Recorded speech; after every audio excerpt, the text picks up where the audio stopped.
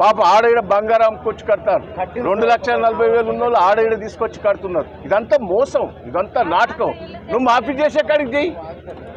నేను ఒక్కటే రిక్వెస్ట్ చేస్తున్నా, రైతులు ఆందోళన మీరు చెందండి. ధర్నాకైనా పోరాటానికైనా సిద్ధం కావాలి. రైతుల తరఫున మేము పోరాటం చేస్తాం. మేము టీఆర్ఎస్ పార్టీ తరఫున హామీ ఇస్తున్నాం. ఆ రోజు నీళ్ళు ఇస్తానని చెప్పినాం, నీళ్ళు ఇచ్చినాం. కరెంట్ ఇస్తామన్నాం, ఇచ్చినాం. అన్నీ చేసినాం. ఒడ్లు కొంటా ఉన్నాం, కొన్నాం. కానీ ఇప్పుడు కాంగ్రెస్ పార్టీ మీద పోరాటం చేసి రుణమాఫీ అయ్యే వరకు, ప్రతి ఒక్కరికి రుణమాఫీ అయ్యే వరకు పోరాటం ఆగది.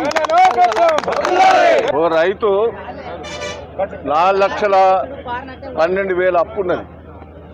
2,12,000 కట్టమంటే కట్టిరు. 2 లక్షల రుణమాఫీ అవుతుంది. ఆడ ఈడ అప్పులు తెచ్చి బంగారం కుదబెట్టి తెచ్చింది.